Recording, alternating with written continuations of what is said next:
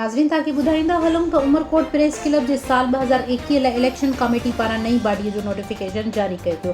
Report दर्शन देव भील मुताबिक़ election committee पारां 16 ॾींहं अॻु में इलेक्शन शेड्यूल जारी कयो वियो हो।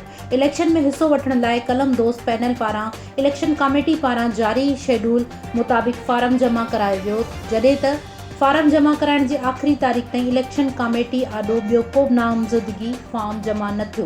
अहिड़ी रीति इलेक्शन कमेटी कलम दोस्त पैनल जे उहिदेदारनि खे बिना मुक़ाबले कामयाब करार ॾेई छॾियो। जारी कयल नोटिफिकेशन मूजिबि सदर अजमल मेंदराणी, नायब सदर उमर सूमरो, जनरल सेक्रेटरी अल्लाह जुड़ियो सूमरो, जॉइंट सेक्रेटरी नारायण माली, खजानची गुलाम मुस्तफ़ा महर, राब्ता सेक्रेटरी रमज़ान कुंभार, हाफ़िज़ secretary Saifullah Mangrio, press secretary Ghulam Mohammad Kumbhar करार ॾिनो वियो आहे। साफ़िन, शहरिन ऐं समाजी अॻवाननि पारां कामयाब उहिदेदारनि खे मुबारकूं ॾिनियूं वयूं।